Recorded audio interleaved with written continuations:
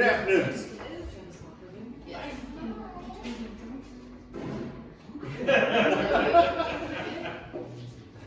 Good afternoon. My name is Tim Conard with TS Conard Technology Solutions. My big point today is that I want you guys to understand what we're talking about. So if you have any questions, please feel free to throw up a hand or just shout out. Small investments prevent large losses. Who's heard of a company that's been hacked? Certainly have. Many companies think that they're too small to be hacked, when in reality, they are easy prey. For example, the lion in Africa doesn't go after the biggest, strongest gazelle. It goes after the small, the weak, the slow. All of nature takes the path of least resistance. So why wouldn't a hacker? Small investments prevent large losses. According to IBM, 95% of all breaches are caused by an end user clicking on something that they shouldn't. For example, there's a local company, this isn't out on the East Coast, West Coast, anything, that had a $75,000 breach, okay? And that company is easily within about 8 miles of here, okay? Now, what occurred is that we got called in on a Monday morning.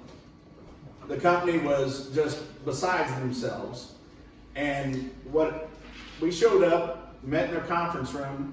The owner was there, their internal IT person was there, and their accounts payable person was there. The accounts payable gal was red-faced. You can tell she'd been crying. She was literally still shaking because of what had occurred.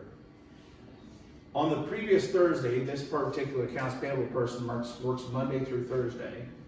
And toward the end of the day, they do wire transfers as part of their regular business. And what had occurred, she was logged into the company's bank account. And what had happened is she was in there, and then all of a sudden the site stopped responding to her. And she thought, oh, well, this is weird. So she tried to log in again. Well, it didn't let her log in. This was end of the day on Thursday. And quite frankly, she was done. I'll take care of this on Monday. What had occurred is a keylogger had gotten put onto her system through clicking on something that she shouldn't have. And what a keylogger is, it's a little program, a little malicious software program that records every keystroke. So that when she went to www.mycompaniesbank.com, put in the username, put in the password, all that information was sent directly to the hacker. So what the hacker did, received all this information, logged into www.mybank.com, and reset the password. Not only did they reset the password, this particular bank allowed whoever logged in to be able to change the contact information. Why is this important?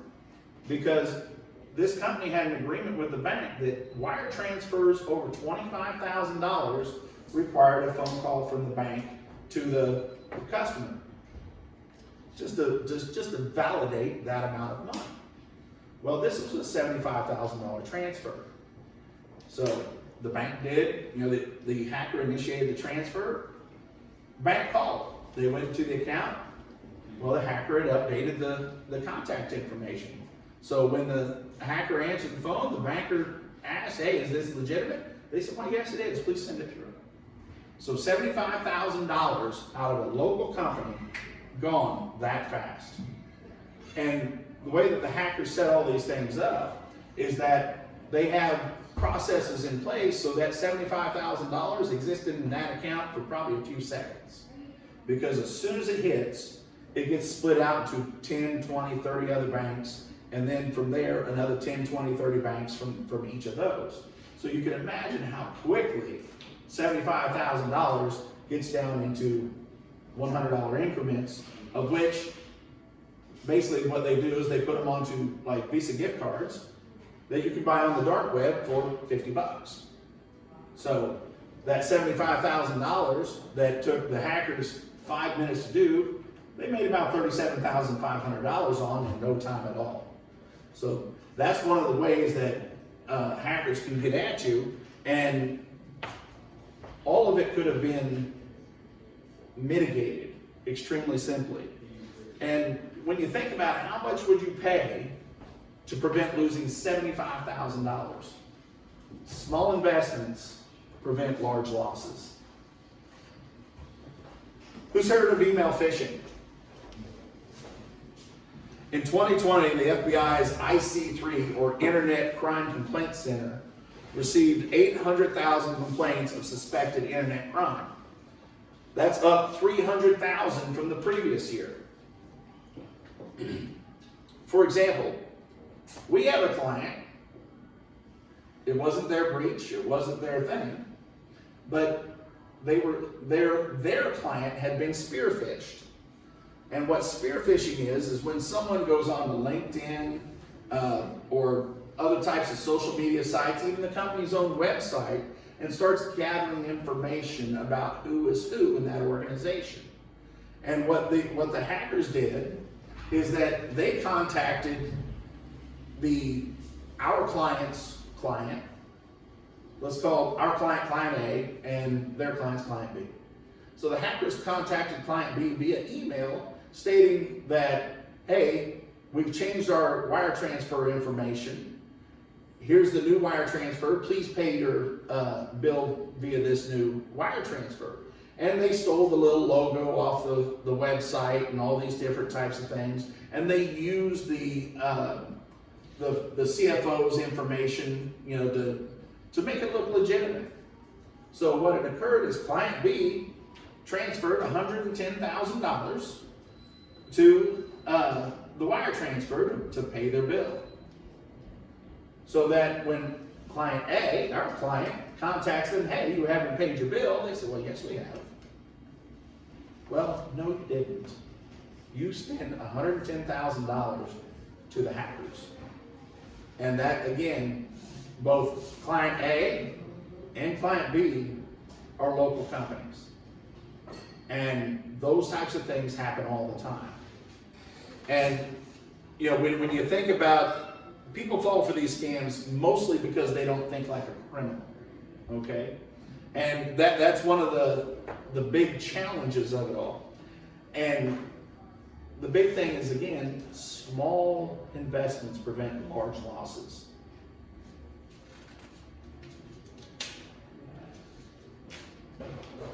Another popular email hack is called the man in the middle.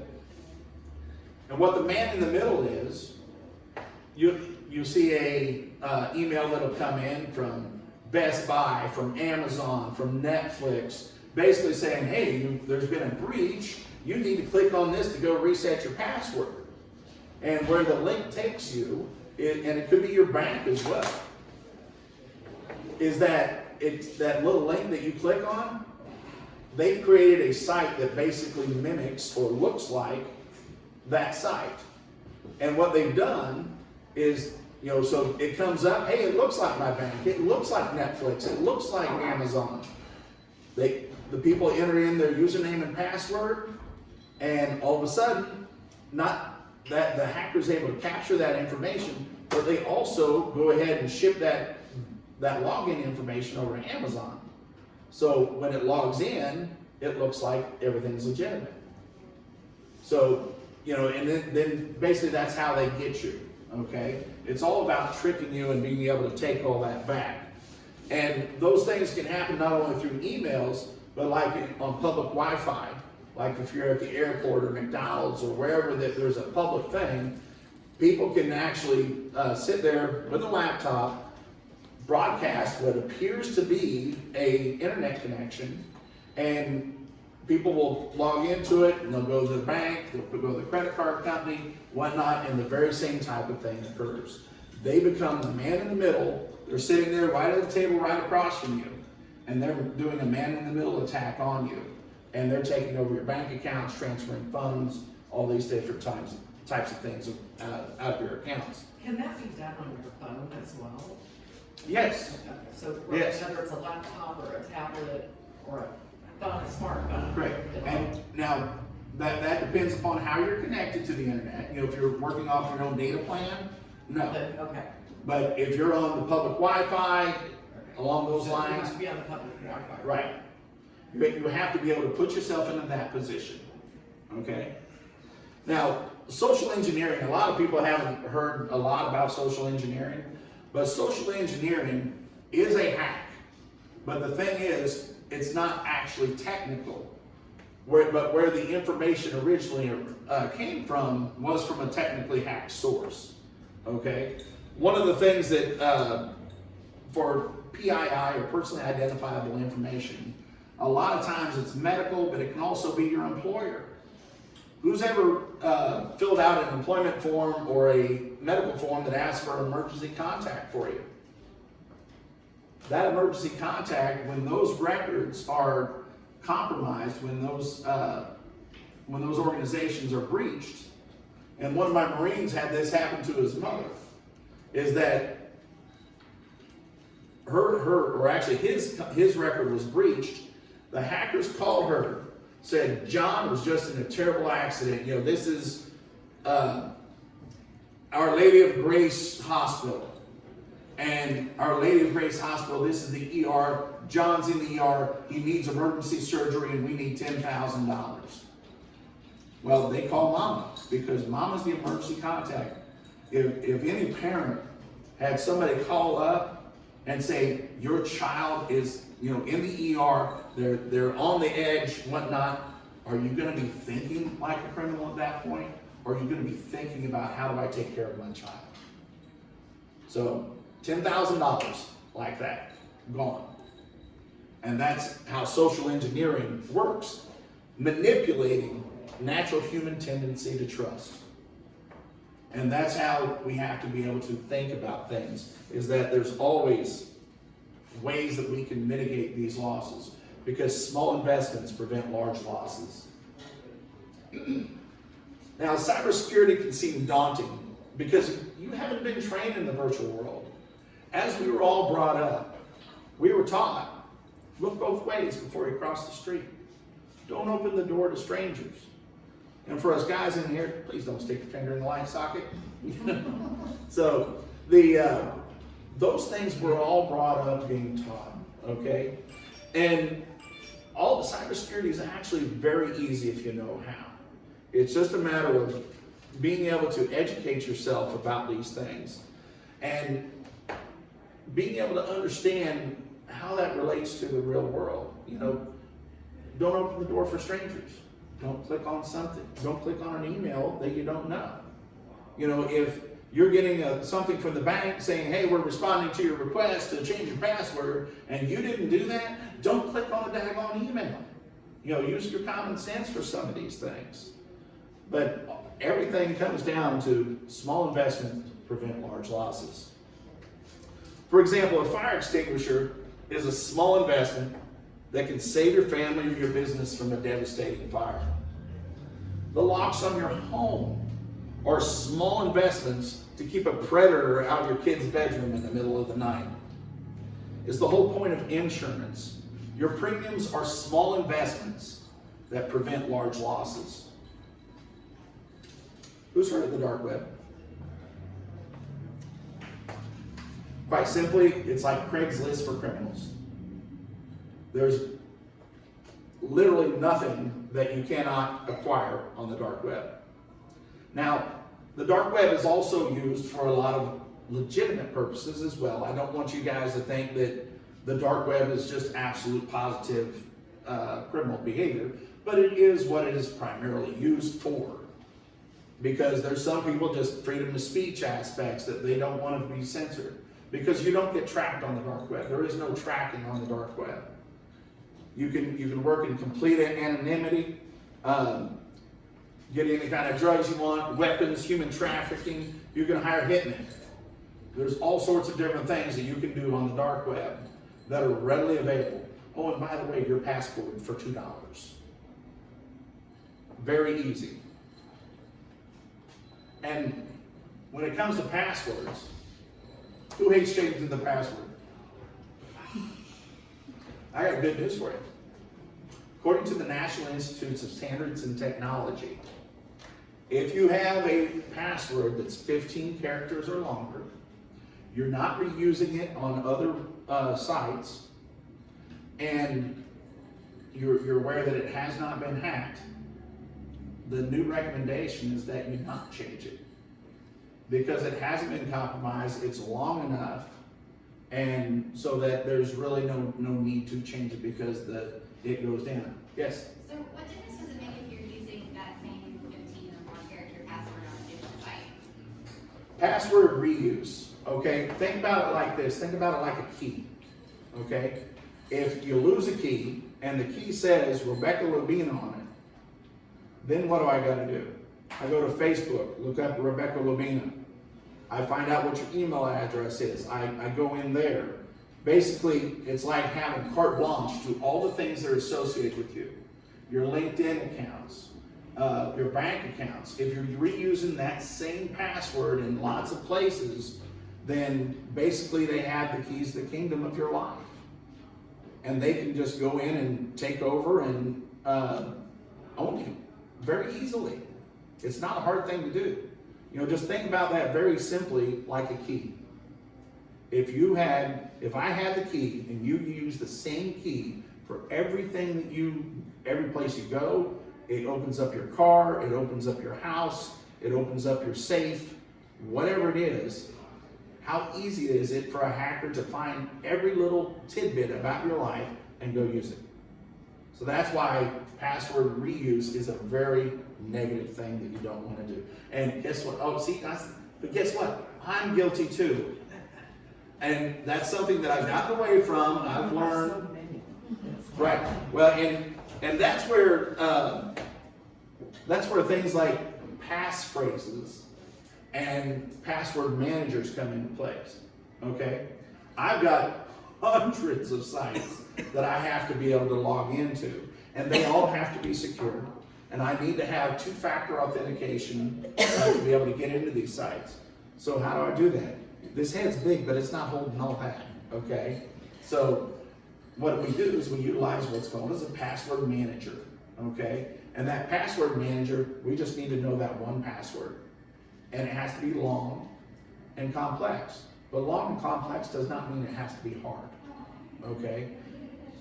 Basically, when you get it up over that 15 characters, and you have, I prefer sentences. I don't like using the gobbledygook, special character for this, special character for that. Well, this is a capital E's instead of a 3 and all these kinds of goofy things, because the human brain doesn't work that way. The weirder things are, the easier it is for people to understand. Song lyrics, like Jeremiah was a bullfrog, question mark, or carrot, or whatever. That is so long and complex, it's going to take too long for a brute force attack to be able to get into it. It's just going to take too much time, and the hacker's going to move on. Remember, path of least resistance. What's the easiest thing to get into? So, if you have a good password manager, you just have a good passphrase, a sentence, especially around this time of year. I love dark chocolate! Exclamation point. And I say exclamation point, but that's the one's most used. So I got to tell you, try not to use that one. Use something else, percent sign or something that's off the beaten path, a carrot, or just something different, a tittle. But by doing that in the password manager, that's where you get to keep all your hundreds of different ones. And these password managers have a little password generator in them that you click the little button for a new password, and it's just a ridiculous. There's none of my password generated passwords that I could even come close to remembering. And I don't need to, because all I need to know is my password manager password, and that's what gets me in, but I also have two-factor authentication on it. So when I go to log in, my phone gets a beep, and I have to verify that that's me, okay? So anything you do you need to have some type of two-factor authentication tied to. Can I ask you a question? Yes. Small group, I hope you don't mind. No, I let out. Okay. I'm not technology savvy, Okay. and my husband is worse than I am. His method is, okay, his username is generally his email address. So what he does is he doesn't remember his passwords, of course doesn't write them down, because he's been hard on not to do that. He just, when he goes into the site, if he can't remember it after trying a couple times, he does the I forgot mine. So he is doing that constantly. Is that a problem? Not really, but he's burning a lot of time. Oh, yes. I mean, Yeah. it's just because of how many times he says, "Do you remember my password?" Like, I don't even know mine. But that's how he operates. Is he clicks the "I forgot my password" anytime he goes to a site, and Well, you use some type of word association. You know, like if it's a bank password, stay away from my money, you dirty, you know, something like that. I mean, so it's a sentence, and you can include spaces in it, and you can even include commas, and most of them. And the commas are kind of I'm not going to geek out on you on this part, but commas, when they go to download sites, commas mess up the output of when somebody's hacking your passwords. So commas are very good things to throw into the mix. Okay? So, you know, like whether it's a government agency or Target or whomever it is that gets hacked. Because security is an illusion. Okay? There's no such thing as security. It doesn't matter if it's Fort Knox or your laptop. It's just you do the best you can. It's about due diligence. Trying to make it a little bit harder for them to get you, than somebody else. And just like what I talked about in the beginning, the lion doesn't go after the biggest, strongest gazelle. It goes after the small, the weak, and the slow. Well, in this case, it's kind of like the old joke about a bear. Two fellows out in the woods. Well, you can't outrun a bear. I don't have to outrun a bear. I just have to outrun you. So, that type of thing is that you just need to not be that slowest, weakest. Yes, Paul? Do you have password managers that you recommend? Yes. You would say lean towards these 2 or 3, not these? Well, we recommend Passport is what we do. so they haven't had any issues. I'm assuming they're new. This is new. Oh, well, actually, password managers have been around for a long time. Have they? Okay. It's just that it's only been the last couple of years that the general public has actually begun to realize the threat. Okay? There's, smoke detectors have been around for 50 years or better, but it wasn't for a long time until they really became adopted. Until people realize and understand what threat is in front of them is when they start doing it. It wasn't until the media started putting out things about all the threats that people started paying attention to it, and that leads me right into Colonial Pipeline. So you're not aware of any passport managers, third-party vendors that have had issues on their end? I'm not aware of any specific ones that have been hacked as their whole, no. I'm not saying that it hasn't happened. I'm just saying I'm not aware of any that have. I know some aren't very user friendly whatsoever, because I downloaded one and I couldn't even figure it out. Mm-hmm. So ours is, we just started using one, and I'm having trouble, but again, I'm technologically challenged. Well, please don't say you're technologically challenged, because you're not. Okay? Everybody has their profession, the thing that they're good at. Okay? It's not your forte. If electrical, can I kind of figure it out? Yeah. Am I probably going to get hit? Yeah. But, but the thing Can you is, see that? but the thing is, I'm not saying that, well, I'm electrically challenged. It's just, hey, that's not where I make my money. That's not where I put my focus. I'm not an electrical hobbyist. Nothing like that. I'm probably going to get hit, but that doesn't make me challenged about it. It's just not my thing. So please, You know, cars, I'm not a car guy. I need you to go talk to our IT guy at work. Well, I'd love to, because we also do phone managed IT, where we work with other IT departments. Yes, Rebecca. Original. So would you consider like Google Chrome where it saves your passwords like the same as a password Or manager? like. Absolutely not. The automatic folder, We've been told not to do No. that. At work. That, Told not to do that. you can get owned so easily that way. So no, don't, I myself never ever save passwords. I utilize the password manager. Other than that, absolutely not. I never do. And is it as easy? No. But just like with the one I told you, Passport, it has a little add-on for Chrome and for Edge that after I get logged into it, because there's actually 2 passwords that can get involved, and then there's 2-factor authentication after that to be able to actually access everything. So, you know, it's a multi-factor authentication to be able to get into it.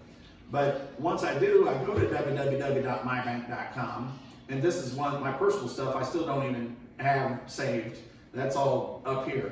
But when I go to log into that site, my password manager goes ahead and automatically loads that username and password in for me. So all I gotta do is click log in. So, but no, I do not, absolutely do not save them in the browsers. We can own you all day long that way. Yes, sir. Same thing on the phone, like Samsung, like Yes. Samsung, so the same thing as that, don't do that. Right, and don't save them. Don't save your passwords on any device. Utilize the password manager to do that for you. Now, as I just started the transition, Colonial Pipeline. Small investments prevent large losses. Password reuse. Colonial Pipeline was owned for several weeks before the hackers exposed themselves to let them know that they were there. What they did is they spent $2 out on the dark web and got a password that, you know, I'm sure you guys have heard of things like VPNs, virtual private networks, and things like that to be able to remote in and be able to get access other stuff. Well, that's all fine and dandy, but if somebody leaves your organization and you don't disable that user and their stuff's out on the dark web, basically the reason why these hackers were in there for so long is that they were using it still a legitimate active account for somebody that didn't even work there anymore, okay? So they were able to remotely log in get through the firewall because they had credentials to do so. You know, they had the key to be able to walk right in.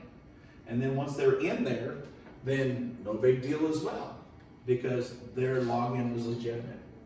And they shut down gas production, or excuse me, the transportation of gas for the southeastern part of the United States.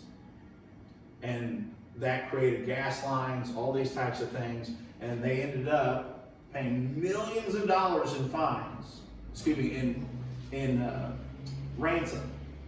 They did recover either 2 or 4 million of it, something like that, a small little bit of it. But they still paid out millions of dollars for something that it should have cost them nothing. All it was bad practices. Humans not following good process. Small investments prevent large losses.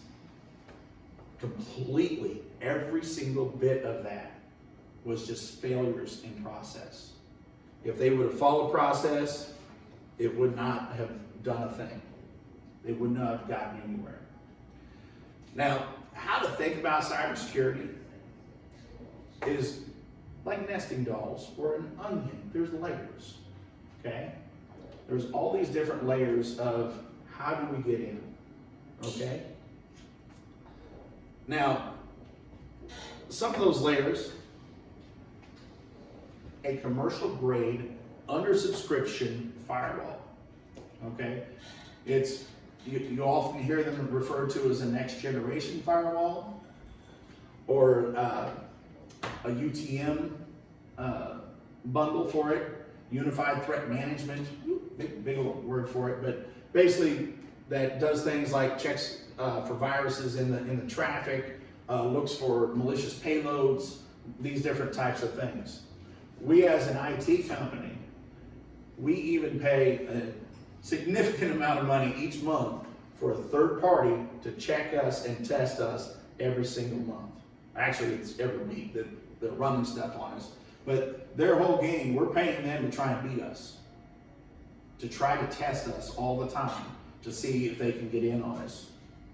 There's very few companies that we ever go into that that has not followed best practices, that have not followed the cybersecurity threats that we couldn't own if we were malicious, that we couldn't own in a very short amount of time, maybe 20, 30 minutes.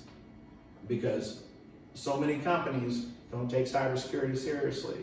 They think that they're too small. They think that, the lion's not going to go after them. But the lion is absolutely going to look after you because you're easy. You're easy, you're easy, you're easy. And, as I've got up here, this is, of course, not an all-inclusive list, but business continuity disaster recovery systems are different than backup. Okay? Backup is simply, hey, I've got my files, I've got copies of them over here, but my server's on fire, or it's got ransomware. What do? It's all gone. There's a company about 3 miles from here that basically they clicked on something they shouldn't have, got ransomware, and they exfiltrated all their data, not only encrypted, but also exfiltrated, which means they took a copy of all their data as well, okay? This company's been around a significant amount of time, about 40 employees, I'm guessing right around there, and everything gone. There's no getting it back. Their payroll, gone. Their accounting, gone. Every shipment, gone. Everybody that owed them money, their accounts receivable, gone. Everybody that they owed, accounts payable, gone. They had to go back to square one and start over from scratch. Completely avoidable. Because small investments prevent large losses. One of the things that I do want to hit on here as well is the continuous cybersecurity training. Cybersecurity training, as I said earlier, IBM put out that 95% of all breaches are put out by somebody clicking on something they shouldn't. If you or your company is not doing an active, continual cybersecurity training program, you need to. Just like what I talked about is, we're taught in the real world how to get around, how to work in the real world, look both ways before we cross the street, all these types of things.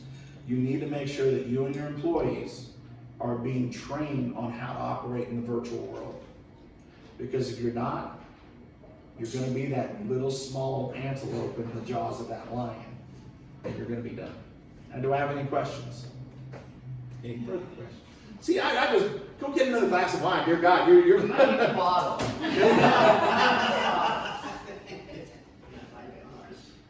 These things are real. These things happen every day. It's not off in some far distant land. It's not out on the coast. It is right here. These things are happening right here. And that's why it's important to make the proper investments to protect your company, to do the things that are required to make sure that you're not out. Because most companies, I think the stat is something like 80% of all companies that have been hacked, like the one I told you, do not recover. They're gone. Because it's way too expensive to try to recover. Yes, Paul? I was just going to comment because of the time of year, especially we're all buying stuff online. Mm-hmm. I got an email today that's a PayPal email. It's exactly like my PayPal email. It had my name on it, and a purchase, an amount, order number, confirmation number, all this kind of stuff. Click here to review your purchase. And I'm like, well, I didn't make that purchase. It was for an Apple Watch. I didn't buy an Apple Watch. Click here to log in to verify. Right, exactly. And so I went over into my PayPal account, not clicking on that, went into my PayPal account just to see, was this put on my account? And it wasn't on any of my PayPal purchases anywhere. It was just phishing. And that is the absolute, and just so everybody knows, that is exactly how you should deal with any kind of email that you get in like that is fake, or that you consider to be fake. I don't care if it's from your bank, if it says, mybank.com and the email address, if it's wanting you to log in, do not click on that link. You go to your bank, you open up a separate browser window, go to your bank and verify, hey, are there any messages for me? Is there anything like that? Okay, don't ever click on the emails, whether it be, anything that says Amazon, your credit card, whatever it is. If anything that causes a little bit of angst, like, is this real? Fine, go, don't click on the link, go over and check. But there's a lot of telltale signs of, and that's where the cybersecurity training comes in, of how to identify what this is. I mean, it's once you're trained on what to look for, it's very easy if you know how. Since I've tortured you into another bottle. You didn't have to twist my arm too hard. Yes, sir. Now you get email from your boss, something like that, and says, can you do something for me? On the phone, I'll see it. But if you start to respond to so you can see who the actual address is, it's one of those, would you call it ghosted or? Well, they're spoofed. Spoofed, okay. So, yeah, sometimes you can't see that on your phone until you see this. And I got one yesterday from Best Buy or something like that. But then you look at the email address and it's got, some kind of extension. Yeah, at Gmail or Yeah. at Yeah. yakapuka.com, Yeah. whatever it is. I got an email from Tim that told me that I needed to buy all of the employees like $100 gift card. Yeah. And I'm like, no. She knows I'm not going to spend money. He's way too cheap for that. Yeah, about $1.25, I can see that. Instead of $10, you'd still be suspicious. I should have been. But that's something not all employees are aware that people are going to come at you. I mean, Tim's a legitimate person in our business, and he's sending it to the person who would be responsible for making that happen. But, with education, and knowing him, but in bigger companies, not everybody knows who everybody is. And there's quite a lot, and this happens frequently, is that, and something from the CFO or the CEO will go to somebody that would typically do things like this. What the hackers have done is they did a little bit of research on LinkedIn or Facebook or whatnot, kind of learned the lay of the land, went to the website, kind of figured out who was who, and rolled the dice. Say, hey, buy these 10 gift cards, or whatever, 100 gift cards. And, so many times people don't question it. If something seems a little off, just pick up the phone. Call that person directly and get that confirmation. Because it happens a lot. People get so wrapped up in the day-to-day, and when they get something, by my boss. Well, your boss didn't actually send that, and when was the last time they asked you to go buy a bunch of gift cards? But people just do it. They see they get calm. That's where part of the social engineering aspect is they see that logo, they see the name, and they spoof the email address to make it look like it, and they believe it. Okay. But any final questions before we wrap up here? I think it's on my wife's phone. AOSON, is that one of these passport things? I haven't heard. There's a lot of them. I'm not familiar with that I one. don't know if it was or not. So, AOSOM, I don't know. I don't know if that was, it's like. Yeah, I would just say to any type of password manager or any type of software, go do your due diligence. Go out there and Google it and figure out, look at the reviews, see what other people have to say. And also be leery on sites where you just see first names. Oh, well, look, there's 27 reviews and there's not a first and last name on any of them. Most likely it's fake. Because there's some of us that kind of have that John Hancock mentality that if I put something out there, I'm going to put my name on it. I'm that guy. So I don't ever just put out my first name on anything. So, well, folks, I'd like to thank everybody for coming, and we'll be here for just a little bit long. I don't know how we ended up on time, but thank you. And Natalie Redmond, congratulations again. So, you're awesome. All right. Sorry, I was late. We'll take a pinky finger or something like that. Yes, ma'am. Why is Northwest down here?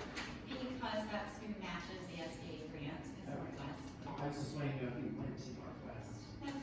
And I've worked for him for 14 years now, with the Small Business Development Center. My husband teaches up there, the one that does not manage the passwords.